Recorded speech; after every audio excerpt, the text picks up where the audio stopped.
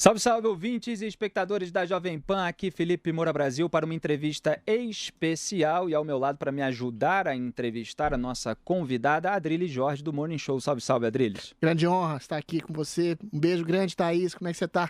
E Enfim, Oi, a- Adriles, prazer em te prazer rever. tá enorme. vendo? A Adriles já vai aqui atravessando a minha introdução à nossa convidada, mas faz parte. A autora do livro que tá dando o que falar no debate público, Thaís Oyama, comentarista da Jovem Pan, e o livro é Tormenta, o governo Bolsonaro, crises, intrigas e segredos. Mostra aí, Adriles, para a câmera, para o pessoal que está vendo no YouTube.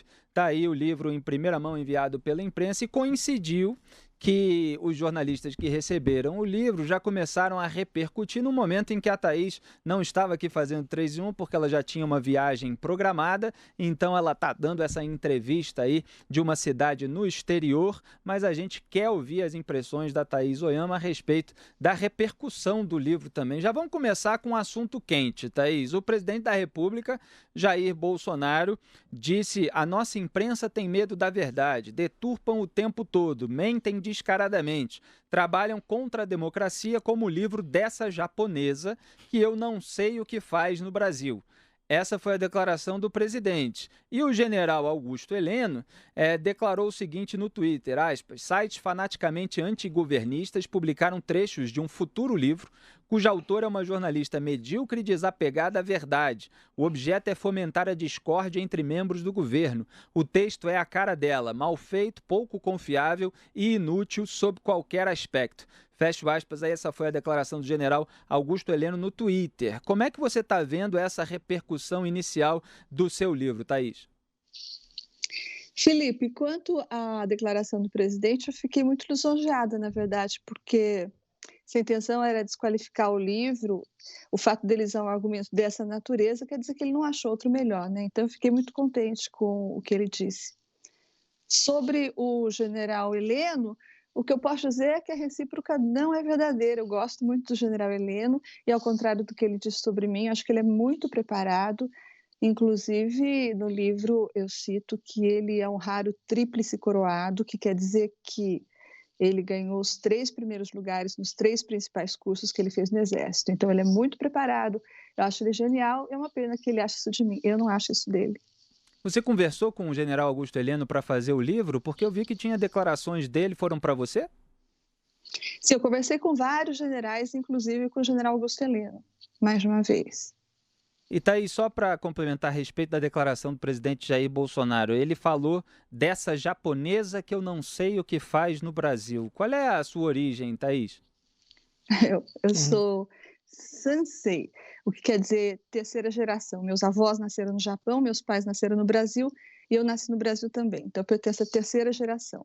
Chama-se Sansei. Se eu Agora, tivesse... pode falar, pode falar. Vai em frente. Não, só para complementar, se eu fosse da segunda geração, seria Nisei. Agora, boa parte dessa polêmica, Thaís, surgiu da repercussão inicial na imprensa sobre uma informação que consta no livro de que o Jair Bolsonaro, presidente da República, pensou em demitir o Sérgio Moro depois que o Sérgio Moro foi conversar com o Dias Toffoli, se posicionando contra a decisão liminar dele durante o recesso judiciário em julho do ano passado, para aquela decisão que suspendeu as investigações baseadas em dados do COAF e da Receita, inclusive a investigação sobre o Flávio Bolsonaro, filho 01 do presidente da República. O Bolsonaro teria ficado chateado com o Sérgio Moro por causa desse posicionamento. Teve matéria na imprensa também que deu a declaração que você reproduz no livro do Bolsonaro dizendo: se não quer ajudar, que não atrapalhe, e você informou no livro que o general Augusto Heleno foi quem demoveu o presidente da República da ideia de demitir o Sérgio Moro, foi isso? Foi isso mesmo, Felipe. Então, nesse momento, estava acontecendo várias coisas, né? Houve aquela disputa, ou aquela discórdia entre o Bolsonaro e o ministro Sérgio Moro a respeito de um diretor de Polícia Federal estadual, e daí eles bateram boca em público, quer dizer, eles bateram não. O presidente disse que desautorizava o nome escolhido pelo ministro, teve esse episódio. Teve esse segundo episódio, que foi a decretação pelo presidente da STF daquela medida que favorecia o Flávio Bolsonaro, e complicava muito a vida de muitas pessoas. Então, por esse motivo, o ministro Sérgio Moro foi até o presidente do STF, pedir que ele reconsiderasse essa decisão. E o ministro do STF não reconsiderou e a conversa rapidamente chegou aos ouvidos do Bolsonaro, que ficou muito bravo com isso. Porque, no entendimento do presidente, quem é o ministro dele está com ele não tem muito ele não faz muito essa diferenciação entre o público e o privado. Na questão privada, a questão privada para ele é uma questão pública também, portanto, o ministro Sérgio Moro deveria, no entendimento dele, estar mais disponível para ajudá-lo nesse problema, que é um problema ainda crucial para o governo dele. E daí ele não só pensou em demitir o ministro Sérgio Moro, mas ele estava de fato decidido a demitir o ministro Sérgio Moro. E daí foi o general Heleno quem o demoveu dessa ideia. Quando ele diz que o governo acaba, ele estava querendo ele se referiu ao fato de que muitos dos apoiadores do Jair Bolsonaro, eles estão lá por causa da promessa de combate à corrupção, por causa da promessa de apoio à Lava Jato, todas essas coisas que o ministro Sérgio Moro simboliza. Então, ao demitir o ministro Sérgio Moro, disse o general, ele estaria se apartando, rejeitando, negando esse amplo segmento dos bolsonaristas que apoiam vivamente o Sérgio Moro. Só para deixar claro, foi a declaração, portanto, relatada no seu livro, do general Augusto Heleno, para o Jair Bolsonaro, de que se ele demitisse o Sérgio Moro, hoje ministro da Justiça e Segurança Pública, o governo dele acabaria.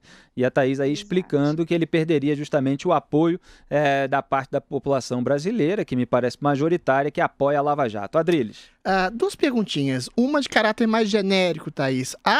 Na percepção do público, que livro sobre bastidores da cena política tem um caráter meio de fofoca. Qual seria o diferencial? Como você apurou essas conversas de bastidores? De que maneira, o que diferencia o seu livro? E a reboque da pergunta do Felipe, você percebe que houve e que ainda há um certo desconforto do próprio Bolsonaro em relação ao lavajatismo, que, segundo as pesquisas, tem mais popularidade do que o próprio governo? Do que o próprio presidente Adriles, Bolsonaro? Sim, eu entendi. Olha, respondendo a primeira questão, eu não fiz nada de diferente, né? O que diferencia o livro de um livro de fofocas, talvez, seja que aqui é um trabalho jornalístico, trata-se de um trabalho jornalístico onde os métodos usados foram jornalísticos. Quais são esses métodos? Você ouve uma seleção de fontes criteriosamente escolhidas e confiáveis, e assim que você recebe uma informação, você só publica depois de cruzá-la com uma segunda fonte, pelo menos. Esse é o critério básico, esse é o critério que foi seguido durante todo o livro, do começo ao fim. Então, fazer um livro de bastidores dá bastante trabalho, né? Assim, fofoca, a gente senta, conversa e publica, talvez seja isso. Um livro jornalístico já é bem mais complicado. Muitas das informações que eu tive, eu não publiquei justamente porque eu não consegui cruzar com uma segunda fonte, e então elas ficaram de fora. O que está dentro foi confirmado, cruzado, e eu assino embaixo, claro. Qual é o segundo ponto da sua pergunta? Em relação a um certo constrangimento do presidente em relação ao lavajatismo e, particularmente, o ministro Moro, que tem, segundo pesquisas, popularidade, mais confiança da população do que o próprio presidente. Existe um ciúme, um constrangimento formal? Então, o que fica bem claro nessa trajetória dele, Adriles, é que ele e o governo dele ficaram muito reféns do caso Queiroz, né? Então, o caso Queiroz não só atrapalhou algumas decisões, influenciou algumas decisões de governo, como mudou muito, de uma maneira muito assintosa, assim, o discurso dele. Então, a palavra corrupção, por exemplo, sumiu da boca dele. E as pessoas que o apoiaram por causa disso, esse segmento do bolsonarismo que a gente está chamando de lavajatismo, ficou de fato muito decepcionada, e toda vez que a balança fica entre Moro e Jair Bolsonaro, já se viu que Moro ganha, né? As pesquisas indicam isso de maneira clara. Então, é evidente também que o presidente tem aí uma relação dúbia com o Moro. Ele sabe que hoje o Moro seria o único nome a fazer frente a uma eventual reeleição dele, ao mesmo tempo é uma pessoa de que ele não pode abrir mão, né? Porque De alguma forma, o ministro Moro sustenta essa parte que ele acabou fragilizando. Só contextualizando, Fabrício Queiroz é o ex-assessor do Flávio Bolsonaro, mas um amigo de longa data, confessadamente, do atual presidente Jair Bolsonaro, e era para o Fabrício Queiroz que outros assessores do gabinete do então deputado estadual Flávio Bolsonaro na LERJ, lá no meu Rio de Janeiro, transferiam quantias significativas de dinheiro. Então essa investigação está em curso a respeito da rachadinha no gabinete, com possível lavagem de dinheiro por parte do Flávio Bolsonaro em transações imobiliárias e na loja de chocolate. A gente vai ver aí se nos próximos meses vai sair uma denúncia dessa fase de investigação ou não em relação a quais crimes. Agora, Thaís, a respeito do primeiro ponto da pergunta do Adriles, eu queria chegar aí, que existe, obviamente, nesse período de redes sociais, muita desconfiança em relação ao jornalismo de bastidor, que, como você disse, é feito com critérios. E, no entanto, o que acontece é que se você não tem um vídeo, se você não tem um áudio, ou pelo menos se você não publica isso, você dá uma informação obtida por meio do cruzamento de fontes, de confissões, de relatos que você obteve, e a autoridade que é alvejada por essa informação, por esse fato incômodo, vem a público e nega que aquilo aconteceu, que aconteceu aquela conversa, que aconteceu aquele pensamento. Então o presidente Jair Bolsonaro disse que agora a imprensa lê os pensamentos dele, porque você informou no livro que ele pensou em demitir o Moro. E o general Heleno disse não, negativo, sobre essa história de ter demovido o presidente, de demitir o Moro. O que você acha disso, desse tipo de desconfiança que fica em relação à sua palavra e à palavra das autoridades incomodadas com a notícia que você deu? Acho ótimo você perguntar isso, porque é uma oportunidade de esclarecer para o ouvinte como que é esse processo de feitura de um livro. Então, você escreve, isso passa por vários editores e o texto é arredondado, etc. Mas a última fase da feitura de um livro, qual é? O livro passa por uma leitura jurídica. Então, tem uma equipe de advogados que se reúne, lê o livro de cabo a rabo, cada palavra, e daí vai te colocar contra a parede. Esse parágrafo aqui. Se formos acionados na justiça, você tem que comprovar? Sim. Como você tem que comprovar? Aí eu conto para eles. Esse capítulo aqui, essa frase, essa revelação, você tem que comprovar? Sim ou não? Sim. Só entra o que for sim. Tudo o que não passar pelo crivo da revisão jurídica fica de fora. Se eu não tiver que comprovar alguma coisa, aquilo saiu do livro. Então, esse é o procedimento. Ninguém quer correr o risco, evidentemente, de perder na justiça. E esses cuidados são não só jornalísticos, como empresariais, não é? Eles são tomados por editoras profissionais, pelo menos. Exatamente. Aliás, o livro publicado pela editora Companhia das Letras.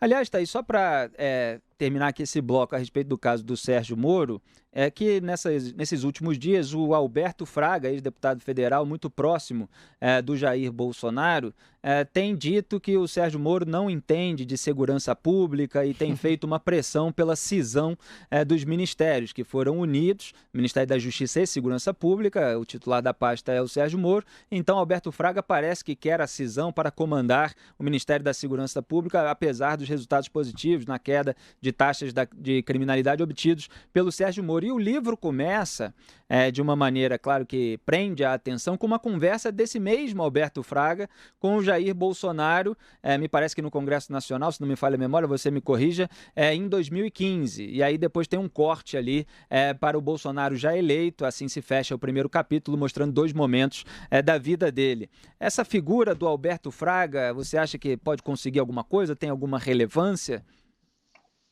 Então, essa conversa se deu lá no plenário da Câmara em 2015, quando ninguém falava da possibilidade de Jair Bolsonaro se candidatar, né? Talvez tenha sido o primeiro momento em que o Jair Bolsonaro disse para alguém que pretendia se candidatar à presidência da República.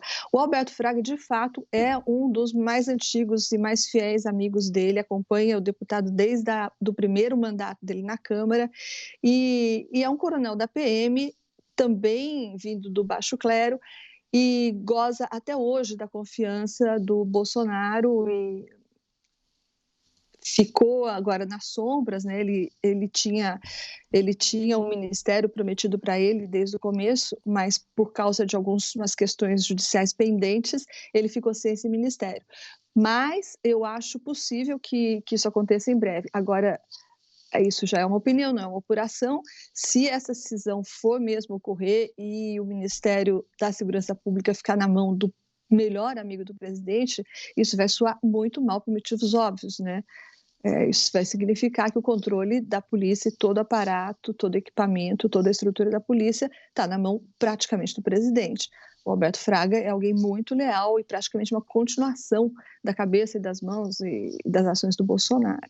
Adriles. Thaís, em relação ao Queiroz, segundo seu livro, havia um plano da parte do governo, e o próprio Bolsonaro foi convencido disso, para tirar o caso do Queiroz do Ministério Público Estadual e levar para o STF, que, segundo o seu livro cita Bolsonaro, diria que poderia ser resolvido de outra forma. A gente já viu, né, as suspensões dos casos do COAF por 6 meses, a gente viu a manutenção agora do juiz de garantias. Há você percebeu, você pesquisou, dá para indicar algum tipo de movimentação, de algum tipo de proximidade do Bolsonaro em relação a algum ou alguns juízes do STF de maneira mais duvidosa, de maneira mais suspeita nesse sentido, para fazer um tipo de acordo para salvar o Flávio Bolsonaro de alguma eventual suspeita? Ai, Adriles, agora você está me colocando numa saia justa, né? Porque aqui eu não tenho aquele corpo de advogados que eu falei para me proteger. O que eu digo é o seguinte, eu não posso ir além do que eu fui no livro, né? Porque... enfim, de fato, ficou muito mais confortável para os Bolsonaro essa ida do caso para o STF. Os advogados que trataram do caso inicialmente tinham uma estratégia completamente diferente e achavam, inclusive, que seria um erro ele fazer isso, porque seria o mesmo que trazer para a esfera de Brasília e, pior, para a esfera presidencial esse caso, dado que o STF está onde está. Mas, no final, isso acabou se provando mais confortável para os Bolsonaro, pelo menos no primeiro momento, né? Houve tudo isso, todas essas ações da parte do STF que acabaram beneficiando, poupando o Flávio por um tempo.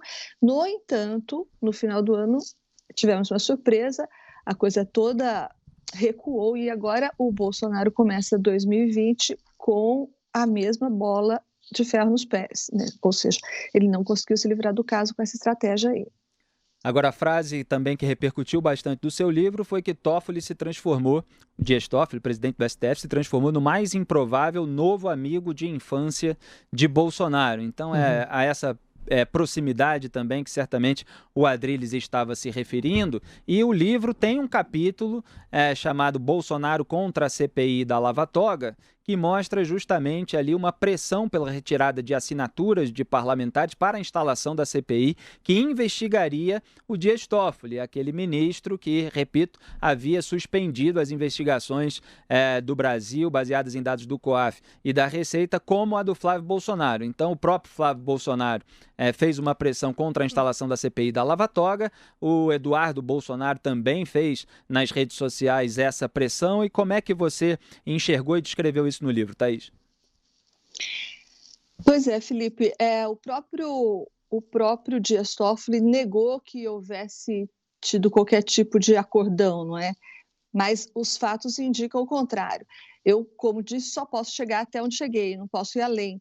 Mas, de fato, o Flávio Bolsonaro, ele trabalhou explicitamente para a não criação da CPI da Lava Toga, que é uma CPI que investigaria não apenas o judiciário em geral, mas o ministro Toffoli em particular.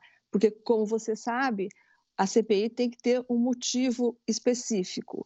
E o motivo específico da abertura dessa CPI seria o ministro Dias Toffoli. Ela partiria daí.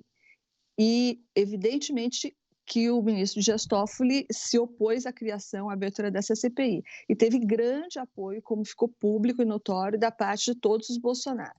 O Eduardo fez postagens no Twitter, o Flávio trabalhou explicitamente no Congresso e o Jair Bolsonaro, embora tenha ficado calado, estimulou. Tivemos uma pequena interrupção no sinal com Thaís Oyama, só para voltar para completar o raciocínio, Thaís. O Bolsonaro estimulou, como você disse, foi o presidente da República, Jair Bolsonaro, estimulou essa pressão contra a CPI da Lava Toga, é isso? estimulou essa pressão contra a CPI da Lava Toga e fez com que todos os filhos trabalhassem para que ela não fosse aberta, não é? Isso é público e notório, não é nem um trabalho de apuração muito particular. E é claro também que isso beneficiou o ministro Dias Toffoli, também com o apoio do senador Davi Alcolumbre, né? Que está nas mãos dele definir se abre ou não abre. Thaís, uma das bandeiras de eleição desse governo foi exatamente o combate à corrupção. Dentre a ala das pessoas que influem diretamente o Bolsonaro, você viu, você percebe alguém que possa demovê-lo dessa defesa quase que leonina dele em relação aos filhos e que isso pode prejudicar a imagem do governo? Ou ele é absolutamente infenso a qualquer tipo de influência no sentido de demover, de proteger os seus filhos? Em nome, talvez, de uma derrocada do próprio governo em relação ao mérito do combate à corrupção? Pois é, Adriles, todas as pessoas que tentaram demovê-lo, afastá-lo ou ensiná-lo a fazer essa separação já não estão mais no governo, né? O Gustavo Bebiano, o ministro Santos Cruz. Então, isso é uma pena porque isso teve, a meu ver, uma forte influência nos rumos desse governo no primeiro ano e, em especial, no primeiro semestre desse governo. Você vê de forma muito clara que o Bolsonaro começou o governo dele com o apoio principalmente dos generais, que seriam seus conselheiros, o poder moderador, e a quem ele, sim, se reportava, e a quem ele, sim, pedia conselhos, e a quem ele foi deixando aos poucos. Então, um momento aí, um turning point muito claro foi quando da demissão do general Santos Cruz, não é? Que a partir dali ele se colocou não mais como um capitão entre os generais, mas aí ele já era o chefe das Forças Armadas e começou inclusive a manifestar isso verbalmente. Então ele passou a dizer: eu mando, eu faço, eu que demito, eu. Isso ficou muito claro, foi no segundo semestre para diante que ele deixou de lado e gradativamente essa ajuda, essa proximidade com os generais e passou a se aproximar dessa outra turma mais ligada aos filhos e diretamente ligada ao manejo das redes sociais. Essa é a turma que ele ouve agora, essa é a turma que o aconselha, essa é a turma que, inclusive, não o critica, né? Eu acho isso... A gente pode depreender dessa informação sua, Thaís, que essa coisa de que ele ouviria mais uma ala ideológica do governo, então teria sido um pano de fundo, uma coisa, um véu de uma fumaça, um véu para encobrir divergências mais complicadas e mais complexas? Ou você acha que existe uma influência direta, ou houve uma influência mais direta de uma ala ideológica sobre o Jair Bolsonaro?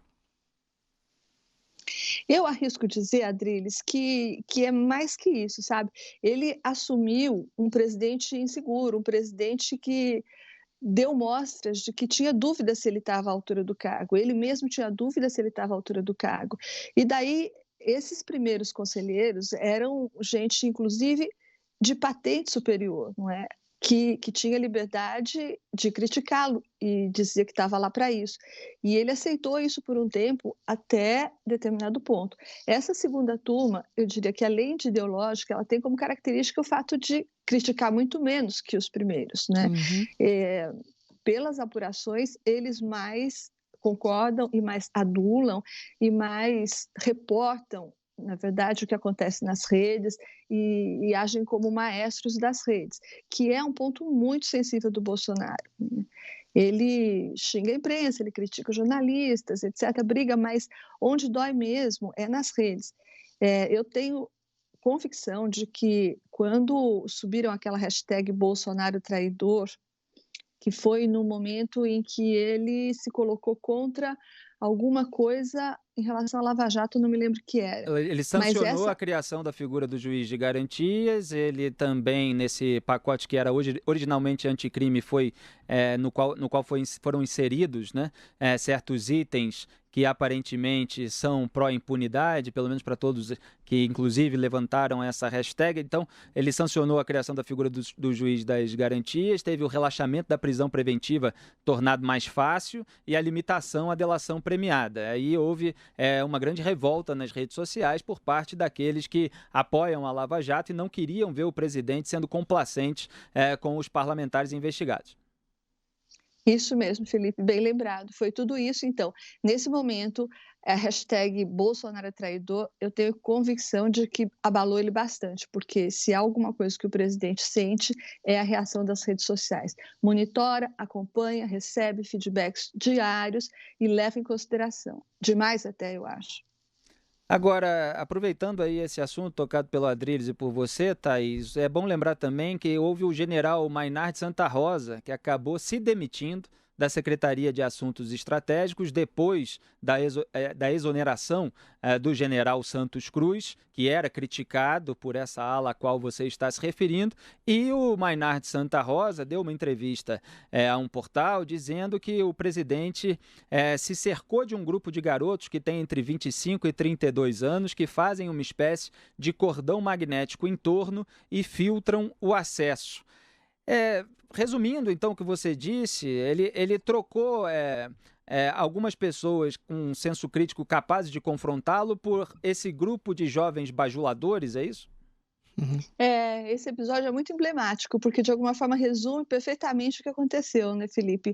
Ele trocou um grupo de generais ou de conselheiros mais experientes e mais preparados por um grupo muito jovem aí, de gente não exatamente preparada e de gente que, em vez de moderar o discurso e as ações dele, fazem o contrário, né? Eles chamam para a briga, eles levantam o tom e eles querem o acirramento, a polarização. Isso ficou claro diversas vezes. Adriles. Thaís, muito se fala da relação particular e peculiar do presidente com o seu filho, o 02, o Carlos Bolsonaro, que, segundo informações, teria alguns problemas de instabilidade de humor, tomaria remédios tarja preta. Qual é exatamente, e teria um temor enorme do próprio presidente que o filho fizesse uma besteira a qualquer momento, em qualquer circunstância. Qual é exatamente o tipo de origem desse tipo de relação tumultuada e tão umbilical entre os dois? E, de alguma forma, como é que o filho influencia diretamente, já que o filho, às vezes, a gente já sabe, né, inclusive tuita pelo próprio pai algumas vezes, qual que é a influência direta do Flávio Bolsonaro sobre o Jair Bolsonaro? O Carlos, né? Sobre o Carlos Bolsonaro. O Carlos Bolsonaro sobre o Jair. Minto. Diga. O Carlos tem, de fato, essa fragilidade emocional e tem uma história que é conhecida, que foi quando ele disputou uma cadeira na Câmara dos Vereadores do Rio de Janeiro contra a mãe. Exato. Fez com que a mãe perdesse, ele ganhou, e a partir daí houve um desconforto muito grande que fez com que ele ficasse sem falar muito tempo com o pai, porque depois ele se sentiu usado e, enfim, criou-se lá um ambiente familiar muito ruim e que, de alguma forma, deixou o pai com uma culpa que ele tenta compensar até hoje. Junte-se a isso essa fragilidade emocional do Carlos e junte-se a isso o fato de os dois serem muito parecidos num aspecto específico. Tanto o Carlos Bolsonaro quanto o Jair Bolsonaro têm um fraco tremendo pelas teorias da conspiração, não é? E tudo que um semeia no outro viceja rapidamente. O Carlos Bolsonaro é useiro e vezeiro, né, nesse hábito. Ele vê conspirações por todo lado e o Jair Bolsonaro já é alguém que tende a enxergá-las também. Aí, quando junta um e outro, aí a coisa vai para o brejo mesmo. Então, eu acho que, de alguma forma, um confirma o outro, né? E por isso que ele tem essa influência tão grande. E por isso que ele ajudou a afastar tanta gente. Todos os episódios aí em que aliados antigos acabaram caindo, tiveram o dedo forte e a influência definitiva do Carlos Bolsonaro. Você fala do seu livro que o Bolsonaro tem um caráter e uma personalidade extremamente binária. Quem ele não vê como amigo, ele vê como inimigo. Você percebe algum tipo de amadurecimento ao longo desse 1 ano de governo na postura do presidente? Porque parece que, por vezes, às vezes, ele é um pouco mais prudente, às vezes, né? Às vezes ele volta ao seu estágio mais primitivo. Você percebe algum tipo de amadurecimento no tratar do governo? Alguma abertura para a possibilidade de alguém que possa, inclusive, fazer críticas ao seu estilo, ao seu modo de governar e ao seu governo, especificamente, dentro do próprio governo? E só emendando, Thaís, essa pergunta do Adriles sobre você notar ou não um amadurecimento do Bolsonaro, quando ele cede, como aí a expressão que o Adriles usou, aos instintos mais primitivos, Sim. talvez, ele faz isso, você acredita, de uma maneira espontânea ou por estratégia? Perfeito. Pois é, esse amadurecimento é engraçado, porque o Bolsonaro, ele segue sendo Bolsonaro, né? Ele não fez nada de diferente, ele não disse nada de diferente, ele não agiu de forma nem um pouco diferente da forma como ele agia e falava durante os 30 anos que ele foi deputado. Só que agora ele está na cadeira de presidente. O fato é que ele continua falando exatamente a mesma coisa e dizendo e fazendo exatamente as mesmas coisas, pensando do mesmo jeito. Então, nesse sentido, eu não vejo amadurecimento, Felipe e Adriles, porque eu até achei, como muita gente, que o poder, a presidência, pudesse engrandecê-lo ou, de outra forma, amadurecê-lo. O que eu vejo é que ele segue sendo e fazendo o que ele dizia e fazia quando era deputado. E daí, sobre essa sua pergunta, Felipe, foi muita gente ao longo do livro, gente que sabia que eu estava fazendo o livro, me perguntava isso e eu fiquei muito intrigada também com essa questão. Quando o presidente faz o que faz e diz coisas estapafúrdias, etc., isso demonstra uma falta de preparo dele ou isso demonstra que ele tem uma estratégia que poucas pessoas estão entendendo? Então, eu cheguei à conclusão de que, em parte, é isso, é esse não exatamente o despreparo, mas o fato dele ter optado por continuar sendo o que ele era quando era deputado. Então, isso agora tem outro peso e tem outra repercussão. Quanto à parte da estratégia, que os assessores dele chamam de intuição, ela existe também muito forte. E ela é, hoje, ditada pelas redes sociais. Então, eu queria contar aqui desse levantamento que eu reproduzo no livro, que foi feito pela Bytes. Eles fizeram todo um acompanhamento durante o ano de 2019 do número de seguidores do presidente nas redes sociais. Então, essa base, ela se expande todos os dias um pouquinho, porque o presidente é uma pessoa pública, porque ele está na mídia, porque as pessoas se interessam em saber o que ele está fazendo. Goste ou não dele, não são necessariamente apoiadores, mas a base cresce todo dia. Só que, ao longo de 2019, houve 11 picos, 11 momentos em que essa base cresceu de forma extraordinária, fora da curva.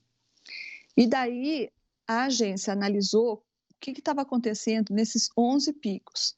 Tirou tudo o que foi, tudo que fosse fora do interesse. Por exemplo, teve um pico quando ele postou aquele episódio da Golden Shower, né? Perguntou o que era Golden Shower, então isso fez com que a base se expandisse violentamente, mas por curiosidade e pelo caráter prosaico, inusitado da coisa. Tiraram fora. O que sobrou disso? Sobrou o quê?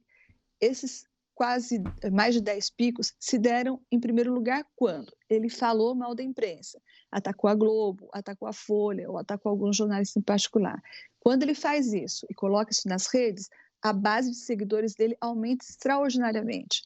Segunda coisa, quando ele fala mal do PT ou fala mal da esquerda de maneira geral, sobe de novo. A base deles, e óbvio que ele tem esse feedback. Perfeito. E em terceiro lugar, quando que a base cresce? Quando ele faz elogios ao Moro, quando ele faz afagos ao ministro Sérgio Moro, quando ele aparece abraçado com o ministro Sérgio Moro desfilando no 7 de setembro. Então, é muito evidente que, como ele é brifado todas as manhãs em relação aos resultados das redes sociais, é evidente que ele tem isso de forma consciente e ele usa desse conhecimento e dessas estratégias quando é necessário. Então, talvez isso responda a pergunta: é despreparo ou é estratégia? Thaís, tem um tanto de despreparo e tem um tanto de estratégia. O que a gente está depreendendo da sua fala, então, é que ele insiste em fazer uma política de confrontamento, de agressão, principalmente em relação ao que ele considera o inimigo maior dele, que é o PT, e agora também, e sempre, desde sempre, a imprensa. Como essas duas instituições, esse partido e essa instituição têm algum descrédito pela população, isso retroalimenta a própria popularidade dele, ao mesmo tempo que assula o tipo de oposição e a raiva que ele tem, porque é muito difícil, eventualmente, esse tipo de oposição se voltar a favor do Bolsonaro. Ou seja, é um governo, a gente pode dizer, que se alimenta estrategicamente da estratégia do confronto. Exatamente, Adriles. E o curioso é que, em relação por exemplo, ao PT, é uma coisa genuína, não é? Não é, é uma estratégia ele lançar a mão disso quando lhe interessa. Mas eu tenho certeza de que essa ojeriza ao PT, essa ojeriza à esquerda, é um sentimento genuíno e autêntico dele. Assim como é genuíno e autêntico o que ele chama de patriotismo, o amor dele pelo Brasil, o que fez com que ele se candidatasse, esse ímpeto de melhorar e de fazer um Brasil melhor, é genuíno, é autêntico, eu não tenho dúvida nenhuma. Ele não está lá para, como o PT, se perpetuar no poder e se locupletar dele. Eu tenho plena consciência e evidências colhidas de que ele entrou lá para fazer um Brasil melhor e acreditando que o PT e a esquerda eram culpados por esse Brasil que ele herdou.